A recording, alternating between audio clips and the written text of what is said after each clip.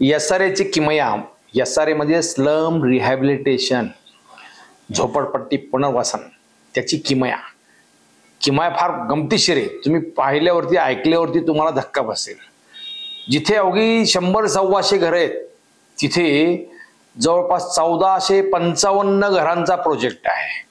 जिथे 167 घरं आहेत तिथे 287 घरांचा प्रोजेक्ट आहे. एका घराची किंमत नाही म्हटलं तरी 50 लाख. मग विचार करा की जिथे 125 घरांच्या जागेवरती 1455 घरं होतात, मग तिथे किती मोठी मलाई आहे. जिथे 167 घरांच्या जागेवरती 287 घरं होतात तिथे किती कमाई आहे. बिल्डर लोक, राजकारणी मंडळी, जमीन दलाल, भूमाफिया हे सगळे का तुटून पडलेत त्याच्यावरती त्याचं कारण असते आहे. पिंपरी चिंचवडमध्ये जवळपास 5,000 कोटींचा एसआरए घोटाळा आहे. किती? 5,000 कोटींचा. परवाच आम्ही त्या विषयावर व्हिडिओ केला, आता पुन्हा ह्या विषयावर व्हिडिओ करतो कारण फार गमतीशीर आहे. एसआरए मधली किमया काय आहे ते सांगण्यासाठी खास हा आत्ताचा व्हिडिओ आहे. नमस्कार, मी अविनाश चिलेकर, पीसीबी टुडे मध्ये आपलं स्वागत आहे. पुणे आणि पिंपरी चिंचवडमध्ये एसआरएचा घोटाळा हा सगळ्यात मोठा घोटाळा आता ह्या सध्याच्या काळामधला आहे. किमान पिंपरी चिंचवडमध्ये जवळपास 5,000 कोटींचा घोटाळा आहे असं मी जाहीरपणे सांगतो. त्याचं कारणच तसं आहे. जवळपास या शहरामध्ये फक्त 71 अधिकृत झोपडपट्ट्या आहेत, परंतु इथे एसआरएचे प्रोजेक्ट 90 आहेत. किती? 90. म्हणजे तुम्हाला प्रश्न पडेल की हे कसं काय गणित? झोपडपट्टी पुनर्वसन हे झोपडपट्टी झालं पाहिजे. मग 71 झोपड्या आहेत तर 71 झोपड्यांचा एसआरए राबवला हरकत नाही. तिथे काहीच प्रश्न येत नाही. तिथे 2.5 FSI, 2-4 आणखीन काय असेल तो FSI घ्या. तिथे तुम्ही झोपडपट्टी धारकांना 3-3.5 चौरस फुटाचं घर द्या. आणखीन 500 चौरस फुटाचं दिलं तरी हरकत नाही, उलट चांगलं आहे. शहर झोपडपट्टी मुक्त होईल. परंतु इथे तशी परिस्थिती नाहीये. इथे जवळपास 90 प्रोजेक्ट आहेत. त्यापैकी 35 मंजूर झालेले आहेत आणि 35 प्रतीक्षेमध्ये आहेत आताच्या परिस्थितीमध्ये. म्हणजे हा सगळा त्याच्यातले कुठे किती याच्या संदर्भात थोडा तपशील तुम्हाला देतो मी. त्याच्यामध्ये खाजगी जागांवरचे जवळपास 11 प्रोजेक्ट आहेत. PMRDA जागांवरती 6 प्रोजेक्ट आहेत. MIDC जागेवर 6 प्रोजेक्ट आहेत. महापालिकेच्या जागेवरती 2 प्रोजेक्ट आणि शासकीय जागांवरचे 10 प्रोजेक्ट आहेत.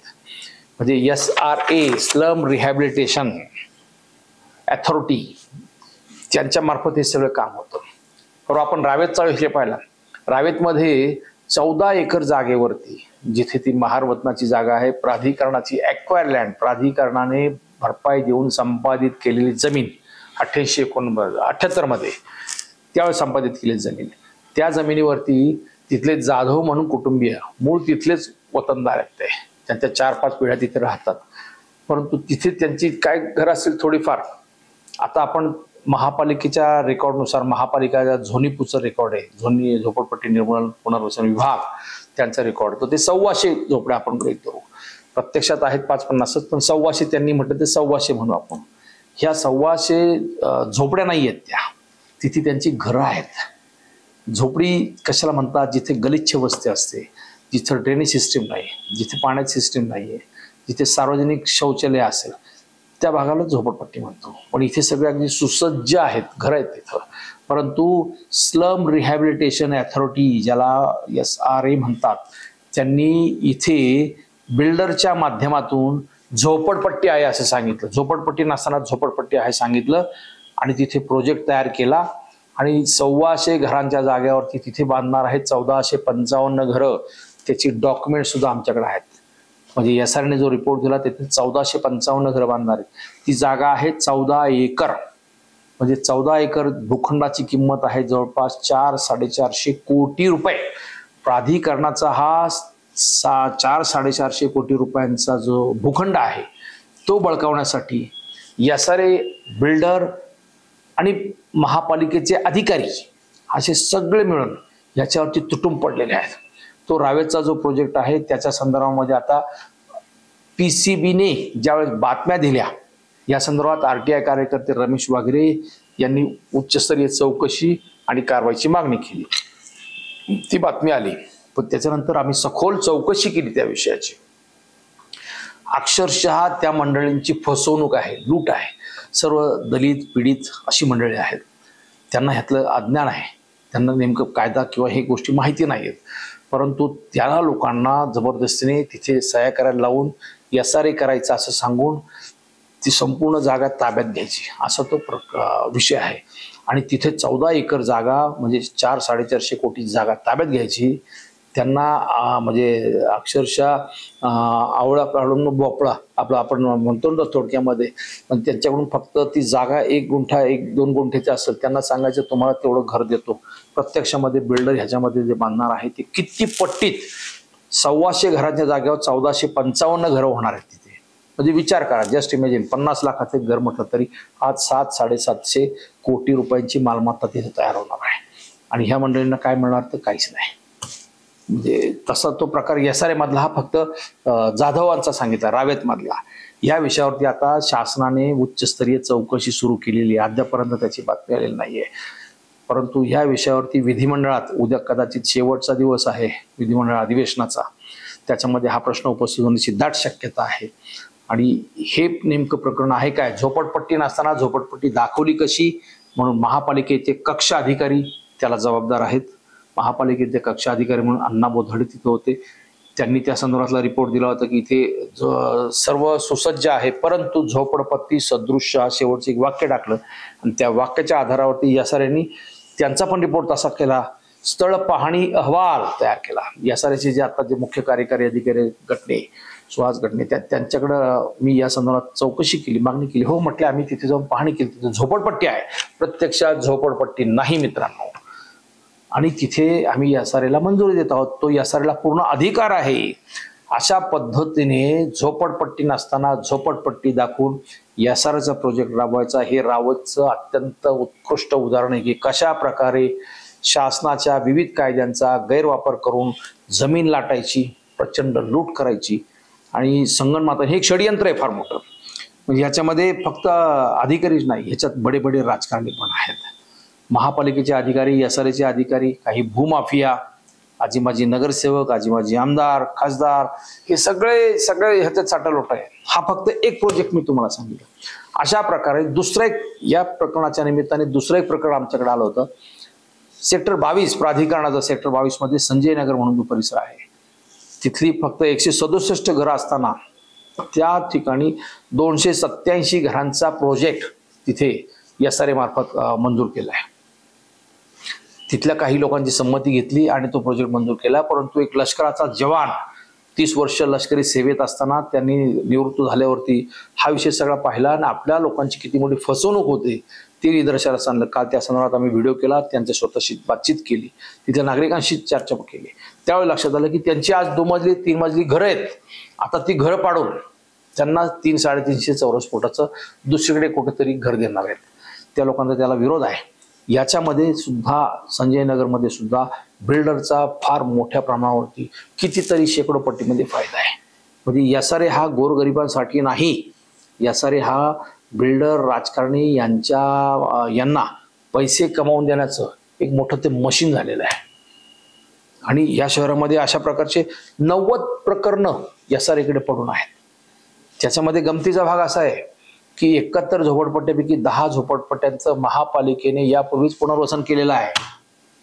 विचार करा, 10 झोपडपट्ट्याचं महापालिकेने यापूर्वी पुनर्वसन केलेलं. बाकीचे जे प्रोजेक्ट आहेत त्याच्यामध्ये मॅक्झिमम प्रोजेक्ट हे जुने काही वाडे, जुन्या काही चाळी, अशा ठिकाणी ते झोपडपट्टी दाखवून त्याचं पुनर्वसन करणार आणि त्याला 2.5, 3, 4, 5 FSI पर्यंत प्रचंड मोठी लूट करणार आहे. SRA मध्ये कायद्यात काही त्रुटी होत्या की पूर्वी 70% लोकांची संमती लागायची, आता ती 50% पर्यंत खाली आली आहे.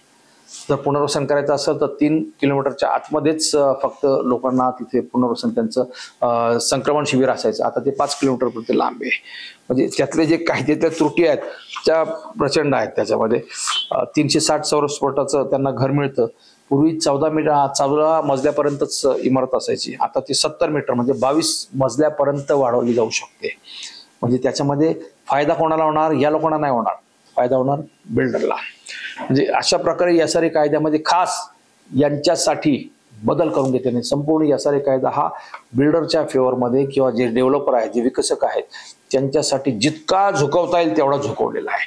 प्रत्यक्षामध्ये जो मूळ झोपडीधारक असतो त्याला त्याचे लाभ विशेष काही होत नाही. 350चं एखादं आणखीन तो भांडला असतं त्याला आणखीन एखादं 400 चौरस फुटात जातात, इतकंच फक्त. ह्याच्यात सगळा गमतीचा भाग असा आहे ह्या SRA साठी जी संमतीपत्र लागतात, ह्या संमतीपत्रामध्ये कार्यकर्ते, गुंड प्रवृत्तीचे लोक, ज्याला आपण समाज विघातक अशी काही मंडळी आहेत, ती त्याचा गैरफायदा घेतात. जे लोक तयार होत नाहीत त्या लोकांना दहशत करतात, त्यांना दमदाटी करतात, हाणामारी करतात. अनेक केसेस आहेत अशा. त्यासाठी आता बिल्डर मंडळींनी गुंडांच्या टोळ्या शहरातल्या ज्या आहेत, तडीपार गुंडांच्या टोळ्या, त्या हाताशी धरलेल्या आहेत. म्हणजे काही तर अशा केसेस ऐकलेल्या आहेत की कक्षा अधिकाऱ्यांनी फक्त SRAचा रिपोर्ट देण्यासाठी 25 ते 50 लाख रुपयापर्यंत तो बिल्डर देतो. SRAचा प्रोजेक्ट मंजूर करण्यासाठी SRA मध्ये 10 कोटी रुपयापर्यंत द्यावे लागतात. ही चर्चा सगळी आहे. माझ्याकडे यातले पुरावे काहीच नाही. सांगतो मी तुम्हाला SRA मध्ये काय काय अर्थकारण चालतं, किती घोटाळे चालतात. SRA साठी संमतीपत्र भरून घेण्यासाठी प्रत्येक घराच्या जी संमतीपत्र भरून आणतो त्या कार्यकर्त्याला 10,000 रुपये मिळतात. SRA मध्ये जे कार्यकर्ते किंवा जे गुंड पुंड ह्याच्यामध्ये सहभागी होतात त्यांना बक्षीस म्हणून 2-2, 3-3 घरं त्यांच्या नावावरती केली जातात. काही तर माजी नगरसेवकांनी 5-5, 10-10 घरं याच्यामध्ये लाटलीत. SRAच्या ज्या मूळ याद्या आहेत आतापर्यंत तयार केलेल्या प्रकल्पांच्या, त्याच्यामध्ये मूळ लाभार्थी त्यांच्यापेक्षा बाहेरचे त्याच्या दुप्पट लाभार्थी ज्यांच्याकडून पैसे घेऊन बिल्डर मंडळी तो प्रोजेक्ट राबवतात. थोडक्यामध्ये आपला सरळ सांगायचं तर चिंचवड स्टेशन आनंदनगरचा प्रोजेक्ट आहे, जिथे मूळ लाभार्थी आहेत त्यांची यादी वेगळीच आहे आणि ज्या लोकांना SRA मध्ये यादी दिलेली आहे ती यादी वेगळीच आहे. लालटोपी नगर तसाच प्रकार. मूळ प्रोजेक्ट आहे 500 लोकांचा, तो जातो 5,000 लोकांचा. म्हणजे मशालने केलेला सर्वे, 2000 साली केलेला सर्वे, त्याच्यामध्ये जी यादी आहे झोपडीधारकांची ती वेगळी असते, ती कमीच असते. ती 500 असेल तर कॅनबेरीने 2019 मध्ये सर्वे केला, त्याच्यामध्ये ती 1000 लोकांची होती आणि SRA मध्ये सबमिट करताना ती 2000 लोकांची होती. अशा प्रकारे SRA मध्ये हे प्रचंड घोटाळे आहेत. म्हणजे मूळ नावांच्या याद्या त्याच्यामध्ये घोटाळा, त्याच्यामध्ये तुमच्या किती एरिया आहेत त्याच्यामध्ये घोटाळा, प्रत्येक ठिकाणी लूट. आणि महापालिकेचे अधिकारी, महापालिकेचे आयुक्त तिथे बघ्याची भूमिका घेत आहेत. पुणे शहरामध्ये अशा प्रकारे 42 प्रकरणं उघडकीस आली. तिथले नगरसेवक उज्ज्वल केसकर, प्रशांत बधे, सुहास कुलकर्णी या मंडळींनी SRAला या संदर्भात जाब विचारला, त्या प्रकरणांची यादी दिली आणि महापालिका आयुक्तांना सुद्धा या संदर्भामध्ये सूचना केली की जुने वाडे दाखवून SRA प्रोजेक्ट तिथे राबवत आहेत. साहेब हे फार चुकीचं आहे. महापालिकेच्या अधिकारावरती गदा आहे.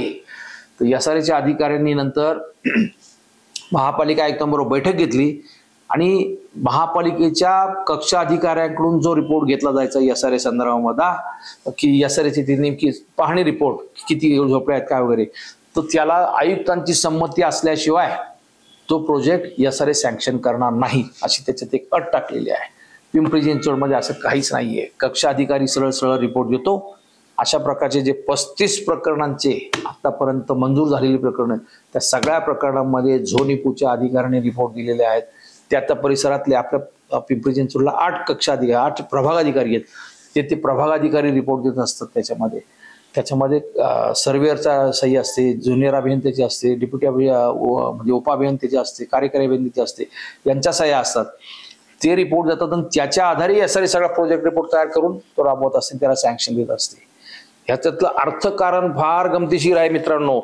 जे कार्यकर्ते जे कोणी SRA संदर्भात या संदर्भात माहिती मागायला जातात त्यांची अवस्था अशी असते, त्यांना माहिती तर मिळत नाहीच. परंतु अनेक कार्यकर्ते असे की एकदा माहिती अधिकारात तो अर्ज टाकला की त्याचा तोबरा भरला जातो, त्याचा आवाज बंद केला जातो, माहिती मिळत नाही. SRA मध्ये इतका गूढ आहे, कारभार इतका गूढ आहे. ह्या कारभाराची जर सखोल चौकशी झाली तर मला वाटतं पुढच्या ह्या महापालिका निवडणुकीचा हा सगळ्यात मोठा राजकारणाचा विषय होणार आहे. SRAची किमया 100-125 घरांची 1455 घरे कशी होतात. आतापर्यंत जेवढे प्रोजेक्ट आहेत ह्या सगळ्या प्रोजेक्ट विषयी ज्या राज्य कार्यकर्त्यांना वाटते की आपण माहिती घ्यायला पाहिजे, त्यांनी SRA मध्ये खरंच या विषयाचे RTI खाली अर्ज टाकायला पाहिजेत की या शहराची या गोरगरिबांच्या नावावर जी फार मोठी लूट चालू आहे ती कुठेतरी थांबली पाहिजे. महापालिकेची जी फसवणूक आहे ती थांबली पाहिजे. प्राधिकरणाच्या जागा अशाच हडप करण्याचा SRAचा जो प्रयत्न आहे तो थांबला पाहिजे. SRA आणि बिल्डर यांचं जे आपण अभद्र युती ज्याला म्हणतो ती युती ही कुठेतरी मोडीत काढली पाहिजे. अन्यथा या शहरातल्या झोपडीधारकांचं काही खरं नाही. जे अपात्र झोपडीधारक ठरतात, जे विरोध करतात ह्या प्रोजेक्टला, त्यांना सरळ सरळ ही लाभार्थ्याच्या यादीमधून अपात्र ठरवतात. हा तर आणखीनच नवीन प्रकार त्याच्यात समोर आलेला आहे. हे फार घातक आहे. याच्यातून कायदा सुव्यवस्थेचा प्रश्न सुद्धा निर्माण होऊ शकतो. म्हणजे जे आतापर्यंत प्रकल्प आहेत त्याचा कुठेतरी रिव्ह्यू घ्यायला पाहिजे. महापालिका आयुक्तांनी या विषयावरती स्वतः चेक ठेवला पाहिजे, त्यांचा कंट्रोल ठेवला पाहिजे. अदरवाईज शहरामधल्या या पुनर्वसन प्रकल्पामध्ये या पुढच्या काळामध्ये जी काही माहिती बाहेर येणार आहे त्याच्यामधून कोट्यवधी रुपयांचा घोटाळा, आमचा आत्ताचा अंदाज, प्राथमिक अंदाज आहे 5,000 कोटी रुपयांचा ह्याच्यामध्ये सरळ सरळ घोटाळा आहे. असो, जी किमया आहे यसारेमध्ये अर्थकारण काय आहे आणि नेमकं लोकांना यसारेमध्ये एवढं काय गोड आहे हे सांगण्यासाठी खास आत्ताचा व्हिडिओ केला. जिथे 1,400 घरांची 1,455 घरं होतात, 167 घरांची 287 घरं होतात. बाकी सगळ्या प्रकल्पांची जर आपण माहिती घेतली तर हे सगळं गोड बाहेर येईल. त्यावेळेस तुमचे डोळे पांढरे होतील. त्यासाठी जन हो, तुम्ही बोलते व्हा, तुम्ही रिॲक्ट व्हा. या विषयावर चूक बरोबर जे असेल ते स्वागत आहे, पण तुम्ही जोपर्यंत बोलत नाही तोपर्यंत ही लूट अशी चालूच राहणार आहे. गरिबांची फसवणूक सुरूच राहणार आहे. बिल्डर जे धनदांडगे आहेत ते अशा प्रकारे गरिबाचं नाव सांगून पैशांची लूट करणारच आहेत. त्याच्यावर तर पुढचं राजकारण चालणार आहे. म्हणून बोलते व्हा. धन्यवाद.